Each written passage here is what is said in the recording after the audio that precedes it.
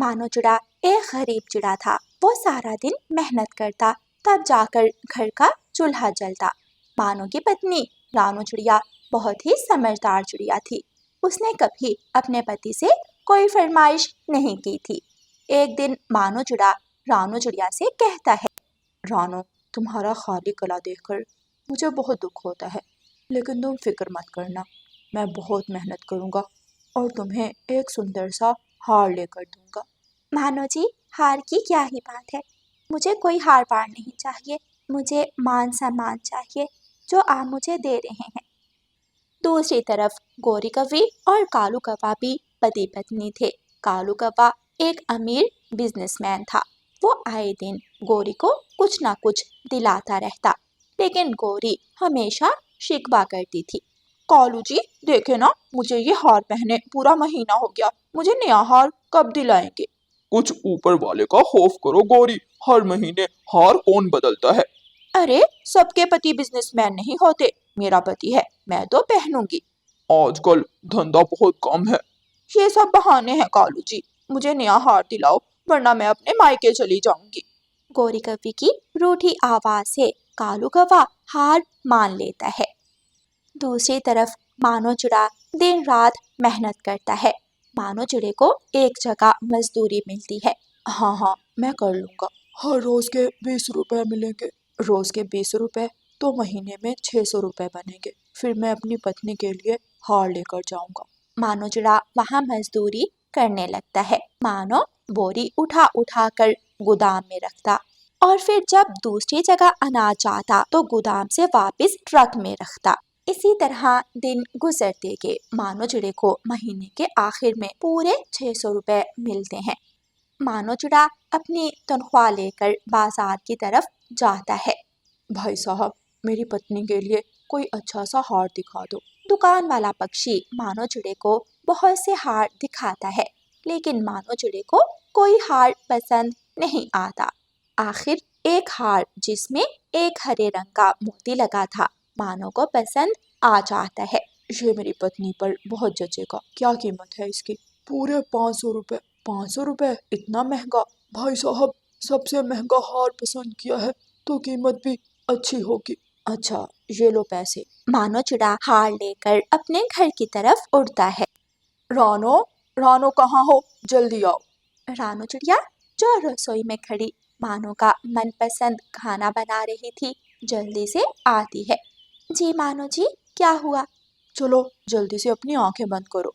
क्या? लेकिन क्यों? तुम करो तो। रानो अपनी आंखें बंद करती है तो मानो चिड़ा रानो चिड़िया के गले में वो हार पहना देता है। मानो जी, इतना सुंदर हार, लेकिन ये तो बहुत महंगा होगा। मेरी पत्नी से ज्यादा महंगा नहीं है। मानो जी, लगता है पूरे महीने की भगाड़ लगा आए हैं। हाँ, यही समझ लो।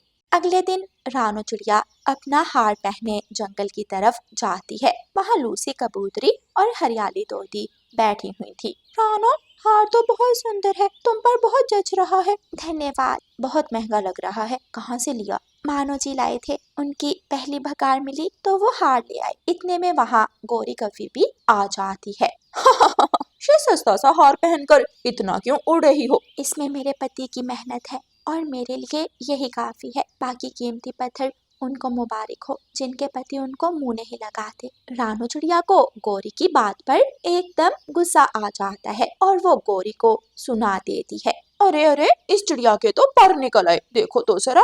रानो चिड़िया वहाँ से चली जाती है। गोरी कौवी भी गुस्से में वहाँ से चली जाती है। गोरी कौवी घर जाकर गुस्से में भरी बैठी थी। क्या हुआ गोरी, इतना गुस्सा क्यों आया हुआ है? मुझे रानो का वो हार चाहिए। उसकी नजरों के सामने मैं उस हार के पूरे 100 टुकड़े करूंगी। हुआ क्या है, मुझे बताओ तो। फिर गोरी कौवी कालू को सारी बात बता देती है। उस गरीब चिड़िया की ये मजाल, उसने इतनी हिम्मत की तो कैसे की? अब बताओ कालू, उसकी क्या सजा होनी चाहिए? मौत, उसके पति की मौत। उसके पति का क्या दोष है? वो मरेगा तो रानो की अकड़ टूटेगी। हाँ, तुम ठीक कह रहे हो, मुझे रानो की अकड़ तोड़नी है। कालू कौवा एक फोन मिलाता है। भूरे दोस्त, एक काम है, हुक्म करो। क्या काम है? फिर कालू कौवा भूरे को सारी बात बताता है। हो जाएगा, काम हो जाएगा और हार भी ले आएंगे आज शाम तक। इतना कहकर भूरा कौवा कॉल काट देता है। मानो चिड़े को मारकर भूरा कौवा रानो चिड़िया से वो हार लेने चला जाता है। रानो चिड़िया जंगल में दाना खोज रही थी। भूरा कौवा रानो चिड़िया का रास्ता रोक लेता है। कौवे, तुमने मेरा रास्ता क्यों रोका? क्या मसला है? तुम्हारे हार पर दिल आ गया है, मुझे ये चाहिए। खबरदार, अगर हार की तरफ मैली आंख से भी देखा, ये मेरे पति ने बहुत मेहनत से बनाया है। पति? कौन सा पति? वो पति जिसे मैं अभी गाड़ी के नीचे मार कर आया हूँ। नहीं, ये नहीं हो सकता। ये तो अब हो गया। रानो चिड़िया जल्दी से वहां से उड़ती है। भूरा कौवा भी रानो चिड़िया का पीछा करता है। रानो चिड़िया एक घने पेड़ के पास से गुजरती है। जैसे ही रानो चिड़िया उड़ने लगती है, उसका वही हार पेड़ की टहनी में फंस जाता है। जिस हार पर तुम्हें बहुत मान था, आज वही हार तुम्हारी जान लेगा। रानो चिड़िया बहुत देर फुड़फुड़ाती रहती है और आखिर में आंखें बंद कर लेती है। मानो चिड़ा सेठ के पास मरा पड़ा था और उधर रानो चिड़िया अपने पति की निशानी को बचाते अपनी जान से हाथ धो बैठती है। इस तरह गोरी के हसद ने दो पक्षियों की जान ले ली। प्यारे दोस्तों, इस कहानी को लाइक, अपने दोस्तों के साथ शेयर और चैनल को सब्सक्राइब करना बिल्कुल मत भूलना। आपका धन्यवाद। रानो चिड़िया की ऐसी कहानियाँ सुनने के लिए YouTube सर्च बार में रानो चिड़िया की कहानी लिखें या फिर ये बटन दबाकर बोलकर कहें रानो चिड़िया की कहानी।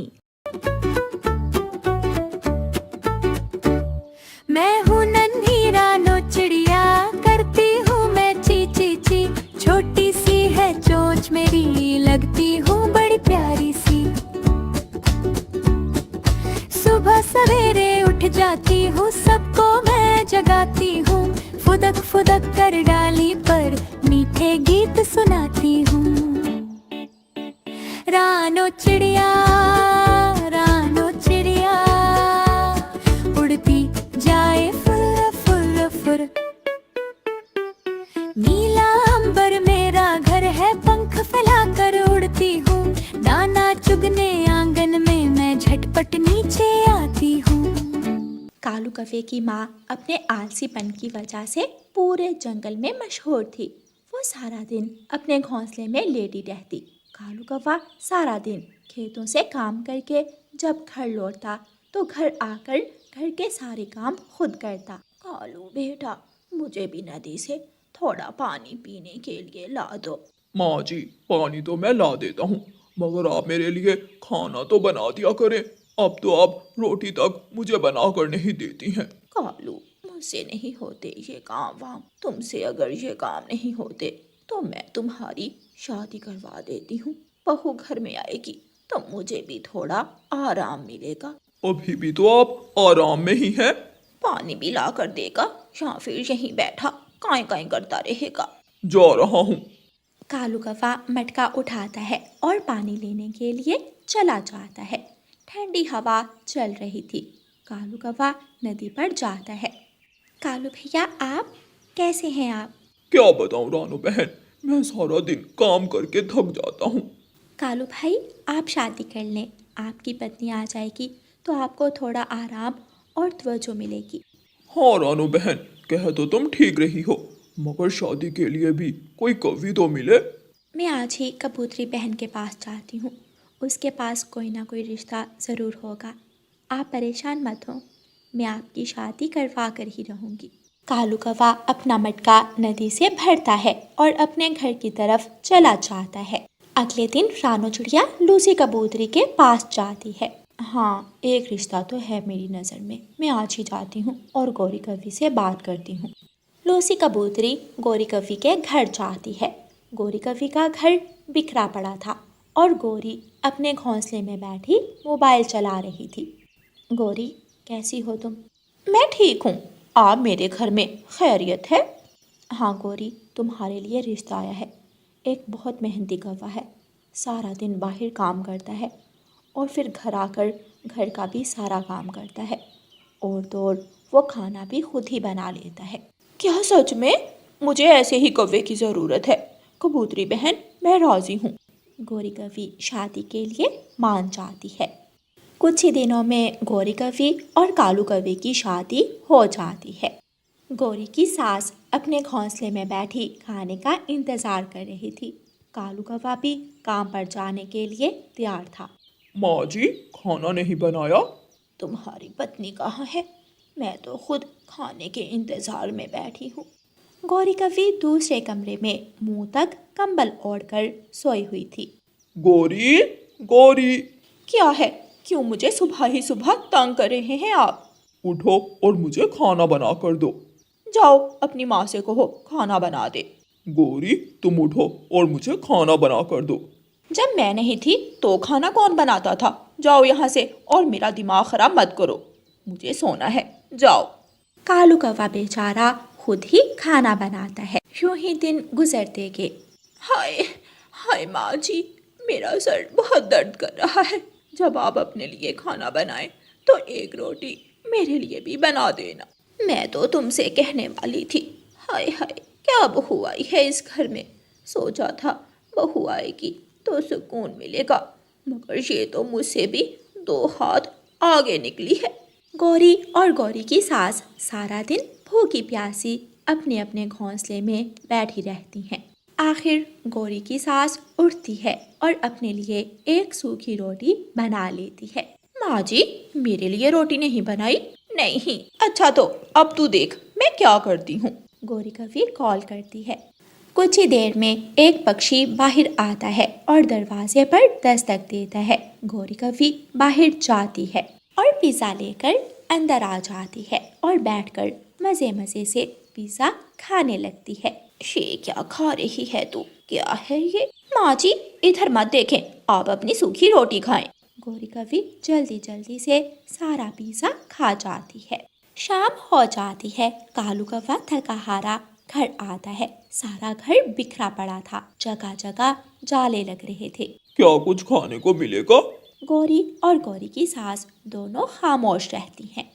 कालू कौवा थक हार कर रानो चिड़िया के पास जाता है और अपना मसला उसे बताता है। कालू भाई, ये तो बहुत बुरी बात है। माँ जी और गौरी बहन को इतना आलसीपन नहीं दिखाना चाहिए। आप परेशान मत हो, मेरे पास एक प्लान है। रानो चिड़िया कालू कौवे के कान में एक बात बताती है। अगले दिन रानो चिड़िया गौरी कवि के घर जाती है। गौरी बहन, माँ जी, आपको पता चला आजकल जंगल में एक बड़ी अजीब बीमारी फैल गई है। सुना है जो पक्षी सारा दिन फारिग बैठे रहते हैं वो जल्द मर जाते हैं, और आजकल तो कुछ पक्षी पत्थर के बनते जा रहे हैं। क्या क्या तुम सच कह रही हो? हाँ, साथ वाले जंगल में 2 उल्लू पत्थर के बन गए हैं। कालू कौवा भी आ जाता है। रानो, तुम ठीक कह रही हो। हमारे जंगल में भी बुरा कौवा पत्थर का बन गया है। जैसे ही रानो चिड़िया वहाँ से जाती है, गौरी और माँ जी घर की सफाई करने लगती हैं। वो जल्दी जल्दी सारा घर एकदम चमका देती हैं और जल्दी से खाना भी बना लेती हैं। खाने की खुशबू रानो चिड़िया के घर तक जा रही थी। रात हो जाती है। गौरी बेटी, आज अपना वजूद हल्का हल्का सा महसूस हो रहा है। हाँ माँ जी, मुझे भी अपना आप हल्का महसूस हो रहा है।